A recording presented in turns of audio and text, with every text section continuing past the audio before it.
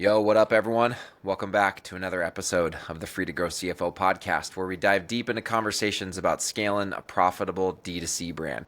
I'm your host, Jon Blair, founder of Free to Grow CFO. We're the go-to outsourced finance and accounting firm for 8- and 9-figure D2C brands. And today, I'm here with my buddy and I'll say fellow Texas Hill Country transplant, Kyle Hency, co-founder and CEO of GoodDay. Kyle, what's up, man? Hey, not too much. Good to see you, man. How are you? Good. I mean, I'm sweating my butt off in the Texas Hill Country heat, and you're just hanging out in Tahoe, so a little bit jealous, but that's all good, man. That's living. That's living. Well, dude, I'm stoked to chat.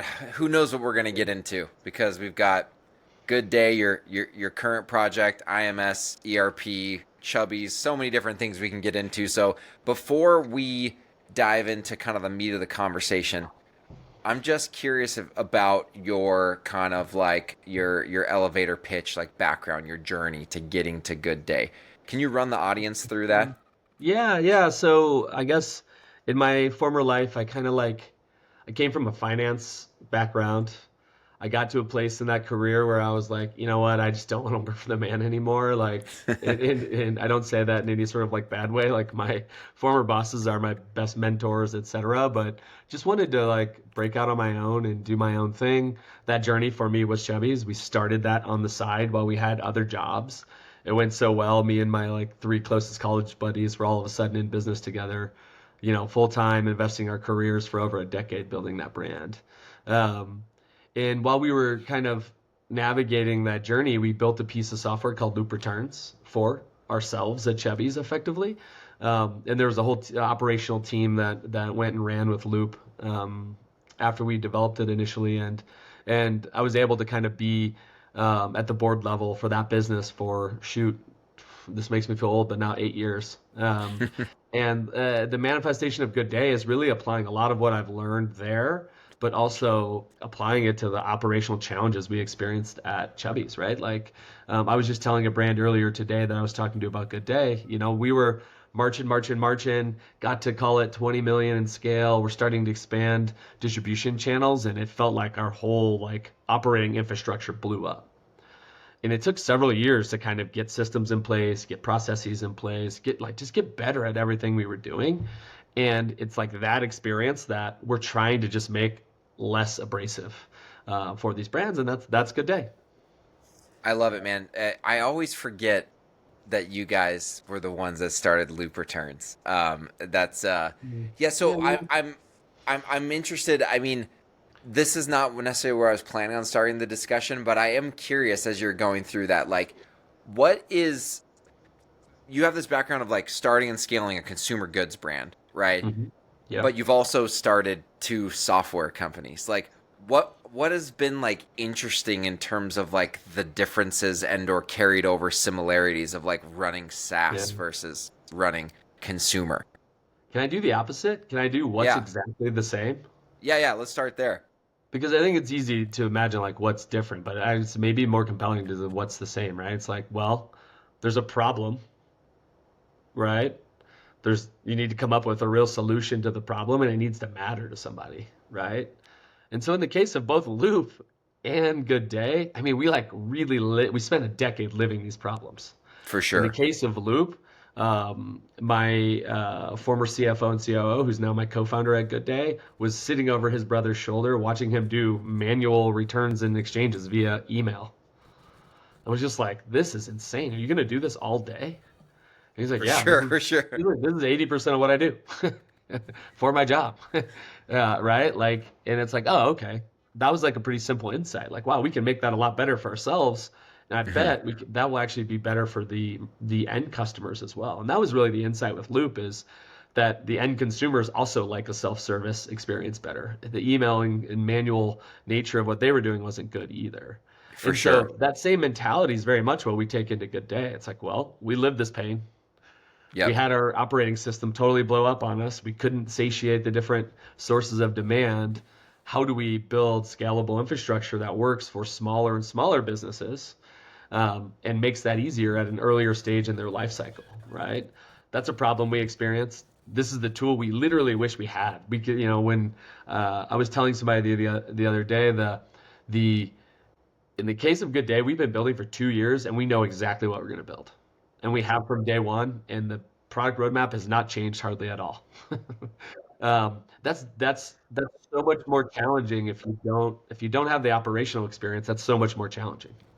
Well, you know your customer and their problem at a deep, deep level. It's actually like very akin to our story at Free to Grow.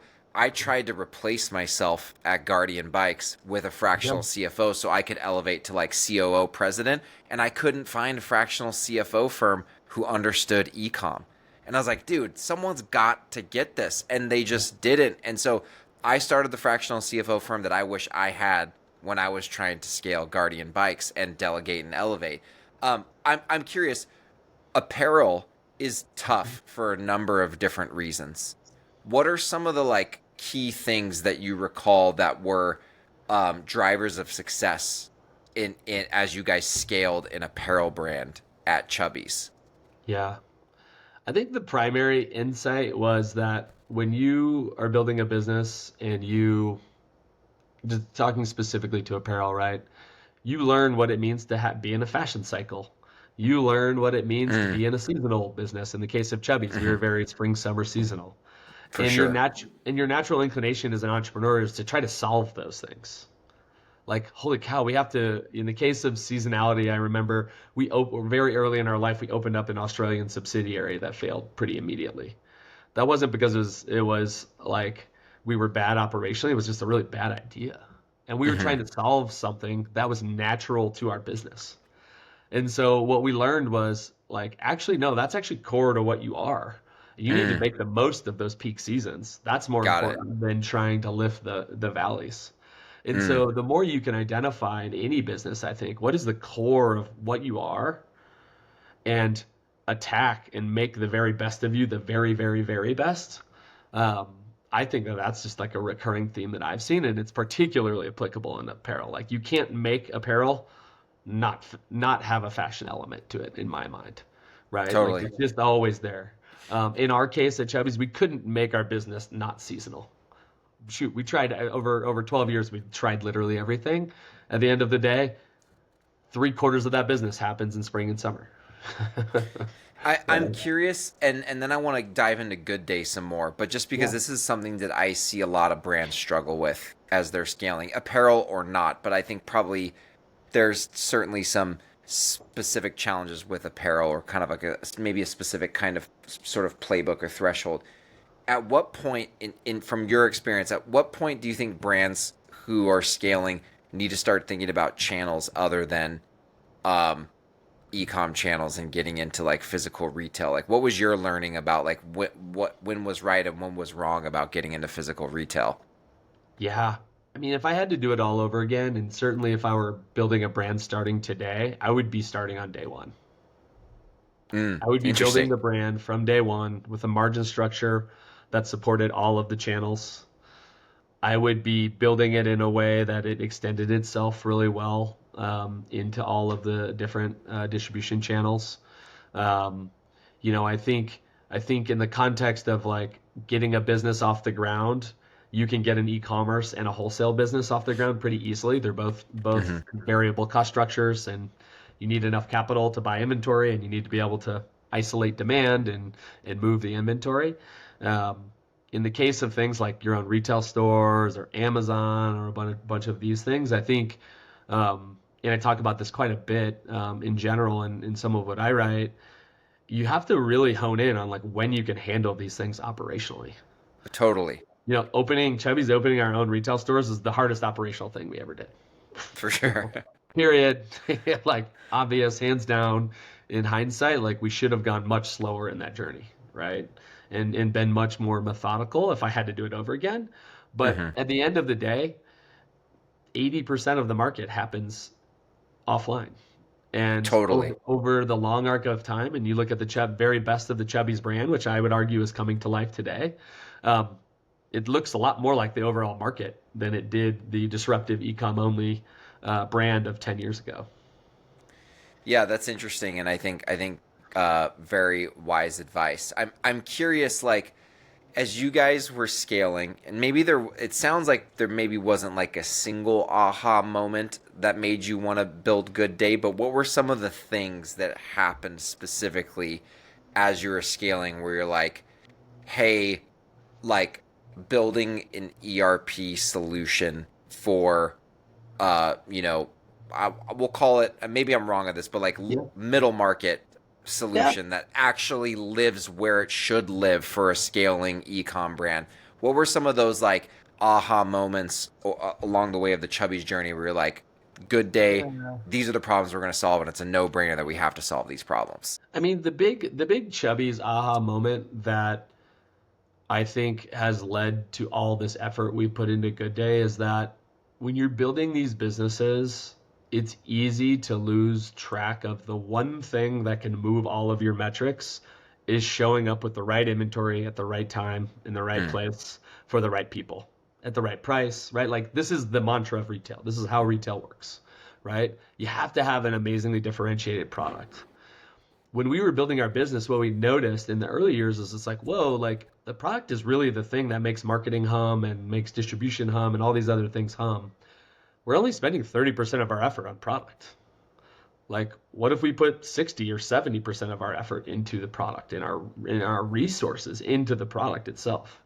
And I think once we kind of let that unlock happen, Mm-hmm. then we saw all these other things kind of work as a byproduct of that. And so, you know, if you let yourself think that, you're like, whoa, then my inventory assets are really my largest and most important asset in my business. And if you just follow that journey, then you say, okay, wow, then the tools related to managing your most important and largest asset, they better be evolving with the times. And I think for anybody who's scaled a brand on Shopify and found themselves on NetSuite, which is what we did at Chubbies, you look at that experience and you're like, well, that doesn't seem like the future that I'm imagining, right? And so I think between just like the importance of it and that the market incumbent that we're competing with day to day, it's just technology from a different literal like set of decades. That's our opportunity at GoodDay, I think. Well, yeah. So what you're saying, get what that makes me think about. One thing that I've said a lot in my content is like, hey, if you're a consumer goods brand, right? No matter what class of consumer goods, you're in an inventory. You're in the inventory business. That is the thing that you sell. And I also say like a lot of people, are kind of talking about like LTV, LTV heavy brands versus no Mhm. LTV. Like Yeah. I always say, like, dude, LTV, repeat purchase, customer loyalty, it's not a marketing issue. It's a product issue. Like, yes, do you have to have solid enough marketing execution to go to market? Yes, but you can't sell a crappy product that doesn't mean something to people, no matter how good the marketing is. Maybe you can do it for a time, right? But it Yeah. will not. Your brand will not withstand the test of time. So, like, I totally agree, and like the product function within a business is so important. And furthermore, if you look at inventory, it is the thing, it's the biggest cash outlay and bet or investment that you place as you're scaling, right? Like certainly marketing is a big one as well, but you're always like, man, that cash outlay for inventory. And it's not about just the amount you buy in aggregate, it's about what you buy for. And like with these seasonal businesses, you miss the seasonal sales pop, you got to wait till the next one, Yeah. right? Like Yeah. Exactly. it's not like you can just like blow it out the following month. There may just not be any demand where anyone even cares, even at a super cheap price. And so like nailing it is super important. Um, Dude, I'm curious because I'm a big fan of like businesses run by former operators that are just really deeply intimate with the customers they're serving Yeah. and the problem they're solving. That's my story with Free to Grow CFO. You've touched on this a little bit, but like how important that to GoodDay's success, your product development efforts, your sales efforts, the way you serve your customers, how important is it to your success that you guys are former operators that just you know your customer and you know what you're trying to do? Yeah, I think it's really important on two levels, right? So one is you have to be able to read the room and know when things are hard for your customers, in our case, our merchants, right? You have to be in it with them and supporting them. And I think at least as I zoom out and look at the technology landscape, I don't think most technology builders are used to operating at the pace that their merchants operate at.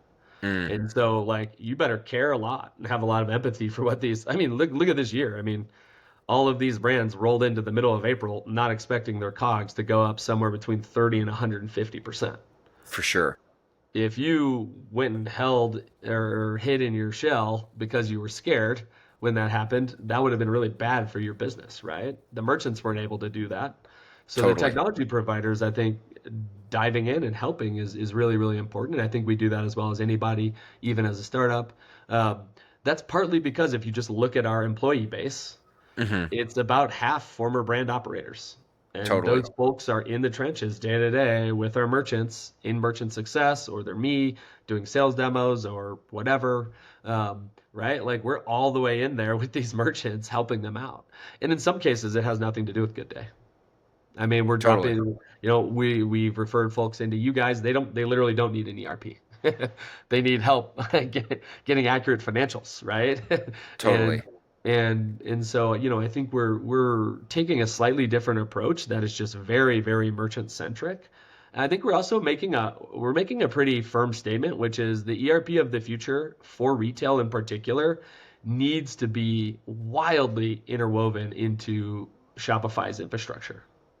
Shopify is the market, in our opinion. That's why we've built our product as a Shopify app. It's why you can implement our product in less than 2 months and be up and running and getting value from it.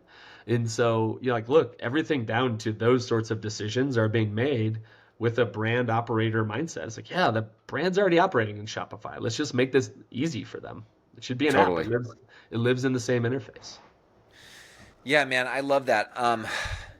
It's we there's a lot of parallels at Free to Grow. Like a good portion of our team is former operators on the finance side, both accounting and CFO. And there's a certain level of just let's put it this way. Consulting and service providers are notorious for being highly theoretical and conceptual, right? And the theories and the conceptual frameworks are good foundational, they're good foundations to stand on. But if you've been an operator, you've seen it all break. It's like I'm a musician, so it's like being a jazz musician. They teach you in jazz, like learn all the theory and then throw it all out the window. You weave in and out of the theory, right? And that's what being an entrepreneur is all about. That's what scaling is all about. You learn the theory and the concept and the foundation, and then it all breaks, and you have to figure out how to put it back together in a way that you've never been taught before and that they don't teach in school. So I think there's something about service providers, whether it's in SaaS or otherwise, who have Yeah. been former operators that we have like it's not just empathy, we have grace for the fact that stuff's going to go wrong, right? And part of being an operator is saying we don't have a playbook for this, but we're going to figure it out, right? And so like I'm sure that the way that you guys serve your clients has that in your ethos. Like, hey, this went wrong, and we're going to figure out how to fix it, right? Instead of just selling sunshine and rainbows, this perfect idealistic theory and concept is going to work for you. And like that's part of the reason why I personally have such a big issue with NetSuite in the middle market. Yeah. I personally moved Guardian Bikes to NetSuite, and then we moved off of NetSuite, and we were sold sunshine and rainbows, and it was not what we thought. Yeah. And so like I'm curious, NetSuite, the people in NetSuite probably don't like me, and I'm not trying to beat them up because there is a place for NetSuite. Just 100%. most of the brands we work with, the market we play in, Yeah. they're not in Yeah. that place, right? I agree. So I I'm agree. curious. I want to get your take, and I'll share mine. Why not NetSuite for the space that we play in? Yeah, I think it's primarily the case that the brands in, let's call this middle market and down on Yeah, Shopify. Let's very arbitrarily say that's 200 million in revenue and down. Um, I think that I think that those brands have to be laser focused on the number one thing that matters in their business, and that's developing excellent differentiated products and taking them to market. So anything that distracts them from that especially including building custom software on Yeah, for top of a sure. horizontal accounting system, Yeah. right? Becoming a technology business, I think, is kind of the antithesis of focusing on what matters when you're that scale of business, right? And so, like Shopify itself 10 years ago, right? We're Hmm. trying to bring an out of the box experience to the ERP landscape, right? No engineers required. All of the data integrations we're going to go build for you if we haven't already built them for you, or your peers, right? We're going to get you in the system getting value really quickly, right? And then we're going to acknowledge on the way in, yeah, there's a bunch of rough edges. Yeah. Everything, you're not going to get any ERP set up and voila, everything is perfectly automated across your business, right? What we're seeing initially is we can get value inside of 4 to 8 weeks to our merchants, but we have a process over the next 3 months from there where we're really trying to help them automate a lot of the edges of their operating stack. In some cases, that's perfectly beautiful in product technology. And in some cases, it's just looking at it as a former brand operator and hacking through it with them in Google spreadsheets or whatever, data warehouse they want to use. And so there's, one thing that we're really taking to heart is like at the end of the day, we're just solving problems. Hmm. We're just helping these brands scale and automate better than they were last year. And Totally. and that job never ends, right? That's going to be true again over the next year and the next year and the next year. And so over that time horizon, yeah, it should get much more automated. It should get much more rhythmic. And hopefully the technology, the processes, the systems can fade into the background. And the team's Yeah. resources can be focused in some of these more differentiated parts of their business. I love that, man. When a brand comes to you guys, what are the biggest traps or most common traps you see brands falling into again and again and again with the way they're managing inventory and operations prior to talking to you guys?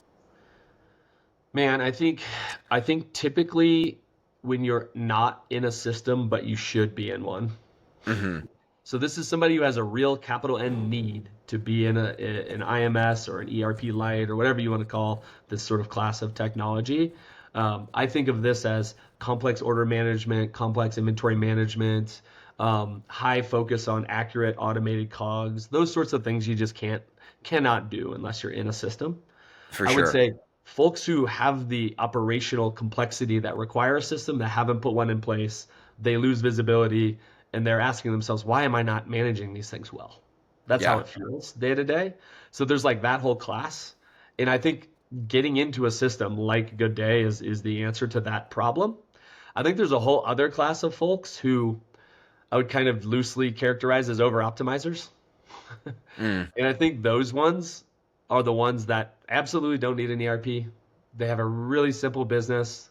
They have 30 SKUs on Shopify. They're only selling on Shopify. And they're kind of putting systems in place to put systems in place and it's like satiating something for them. I think Yeah. those are the ones that I'm like really brutally honest with. And I'm just For like, sure. as a brand operator in good faith, I can't do this. Like you really don't need this.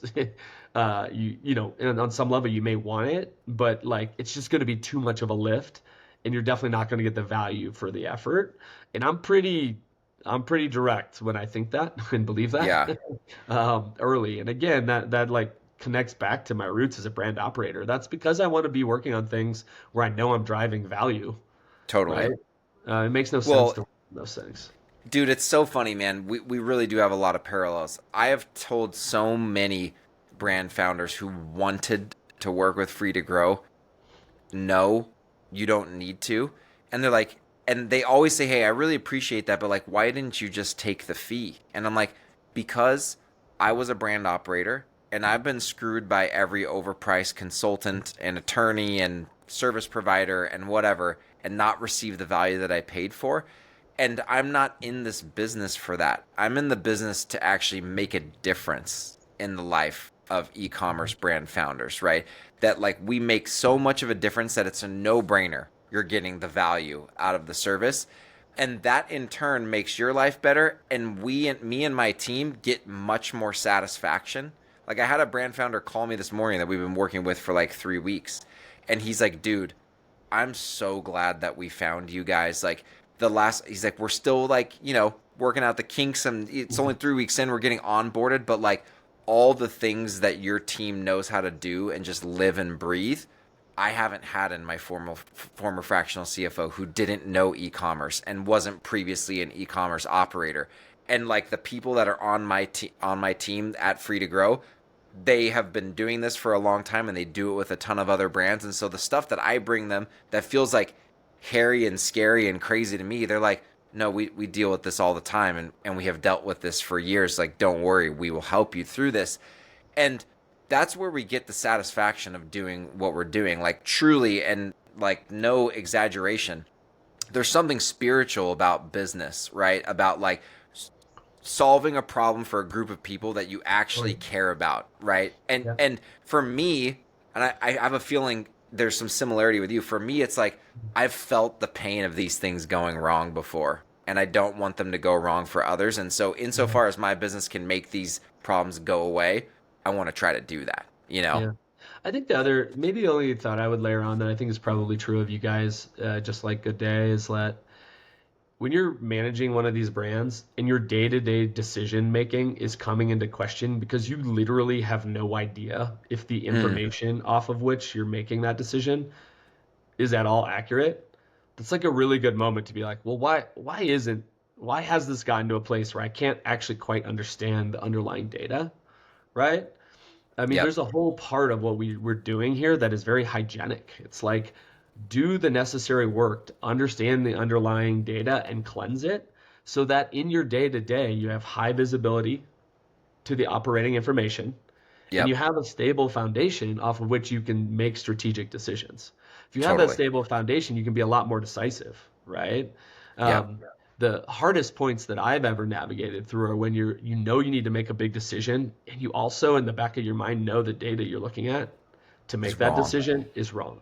Yeah. And it's like that last part of that, oh man, we need to remove that as much as we can from these complex decisions. And so in terms of like mission 1 versus mission 2 versus mission 3 for GoodDay, mission 1 is that. Yeah, I love that. I love that, man. Starting point. What other things besides being built out in the Shopify ecosystem are unique to your approach of building ERP at GoodDay? Yeah, I think we take a really opinionated approach to data interoperability. So the main thing being that in our ecosystem, for the most part, middleware is not as big of a conversation. Right? Like we're going and making the major connections for our That's brand. huge, man. That is so huge. Yeah, and again, like the why is important. Like should it be a brand's job to go work with outsourced engineers and develop custom software to connect these things, right? And so we are going and working with external parties as well as our own internal folks to make those sort of connections just work. And so again, it's a very merchant-centric approach.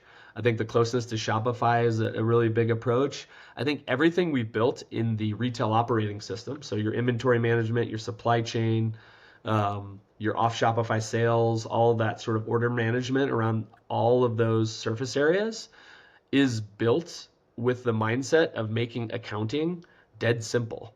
So you got to remember our chief product officer, Dave, my co-founder, he was our former CFO and COO. He's a CPA at Chubbies, right? And so his big kind of like intellectual takeaway from the 10 years at Chubbies was like, man, we really never got great automation in the accounting stack until we fixed the inventory flows upstream. And so we're just absolutely attacking the inventory flows at every step upstream with the hope that as we get into the accounting stack, things are just a bit more simple for us.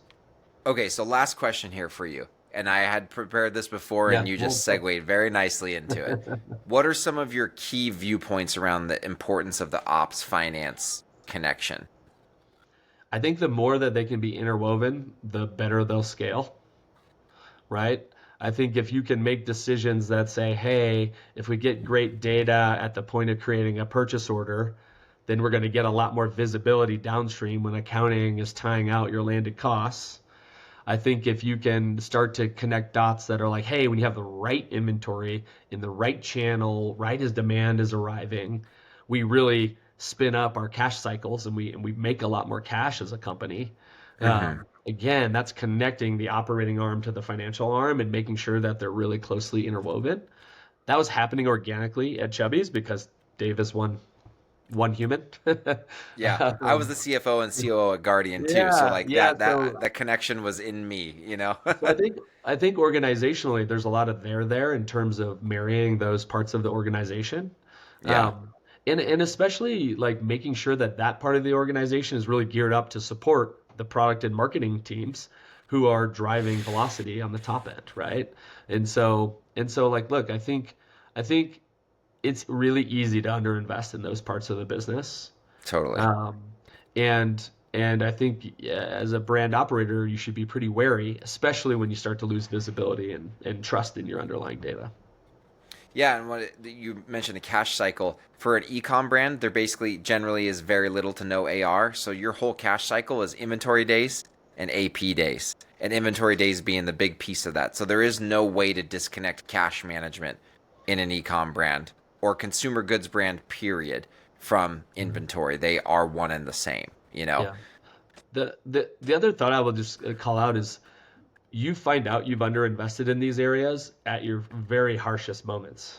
Totally. If you've underinvested in this entire part of your business, product through accounting, and tariffs drop on you, and you have no idea what your margins are all of a sudden, um, and you have no way to flex in and around the policies that have just arrived, you're going to feel it, right? And so I do think it's like a set of investments you have to be pretty proactive about. You have to make while times are good so Yeah. that if times are less good in the future, you have the right systems, people, processes kind of humming already. Such a good point. I have talked about in my content before the number of times I've seen founders go through an oh shit moment where that like they have this oh shit moment where accounting and finance is not dialed, but they can't ever unsee it after that. They can't go back. And putting it in place is a lot more painful than having it done on the front end. And they may have been able to have navigated that moment a whole lot better, and quite often and quite likely would have. And so, man, this is super awesome. I want to end with a personal question, a Okay, little let's do known it. fact Yeah. about Kyle that people might find shocking or surprising. Oh man, I think I've maybe told this story before, but in college, I played soccer, and my friends who would frequently come to our games would chant every time I would get the ball. They would chant the gazelle because I was notably one of the slower players on the field. So I just had like an army of 20 dudes like totally dragging me every single time I got the ball all the way through college. But yeah, I was just happy to be on the field, to be honest. That's awesome, man. That's awesome. Well, before we land the plane here, where can people find more information about you and Yep. about GoodDay if they're interested in learning more? Yeah, I would just say go to www.gooddaysoftware.com. You can also find us under Good Day Software on LinkedIn. I'm on the front lines doing our initial product demos for like almost 100% of our demos. So if you want to see the product, I'll be in there with you, diving into it, and would love to hang out and show you what we got.